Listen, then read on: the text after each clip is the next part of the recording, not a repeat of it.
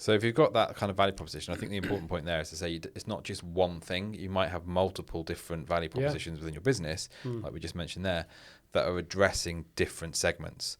So if we looked at then the customer segment part of it, so who are we providing this value to within the customer segments, that's where you're sort of starting to break down, well, who are we providing these services to?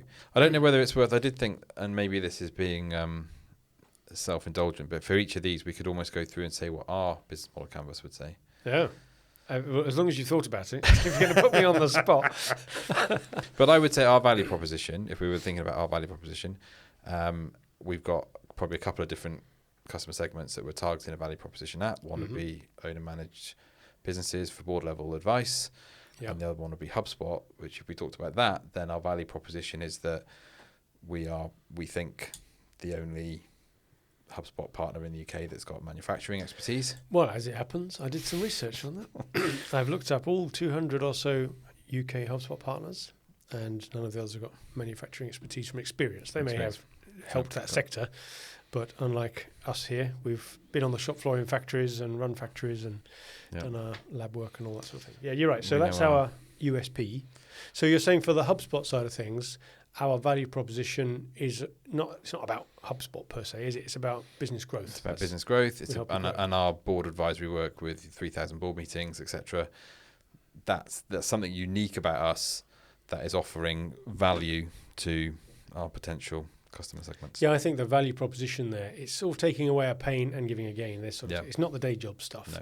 And I think for board support, it's taking away some of the worries of lack of control and accountability, and it gives, therefore, some control. It gives the owner some sense that there's a proper sense of governance. But that's very different, like you say, from the HubSpot type of work we do, which is much more about the system-driven way of driving business growth. So if you've got that kind of value proposition, I think the important point there is to say it's not just one thing. You might have multiple different value propositions within your business, like we just mentioned there, that are addressing different segments.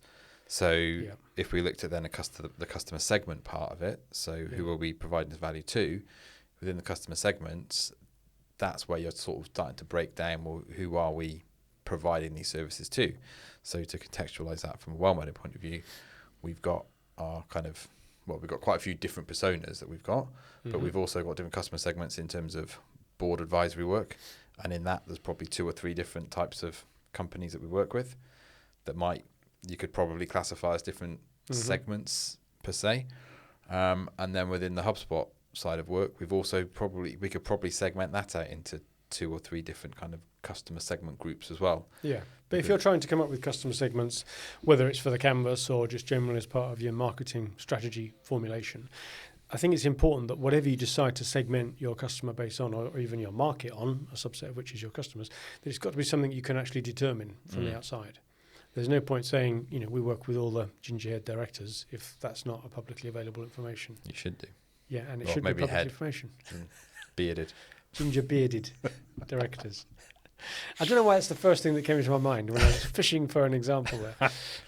But anyway, customer segmentation, it's going to be, geographic, demographic, sociographic, all those sorts of things, and something that means something for your business. Yeah. And you're right, you can't have that discussion really unless you've had the value proposition discussion.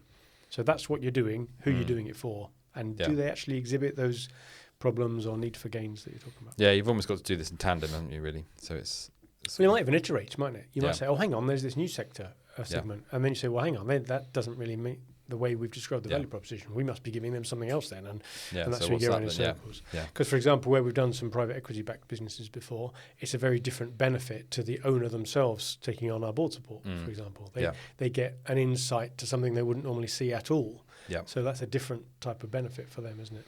And the same with HubSpot. We have some people who just want a CRM, somewhere to store their stuff, and other people are really interested on using it to drive sales processes and automate marketing and so on. And so there's different approaches and different things.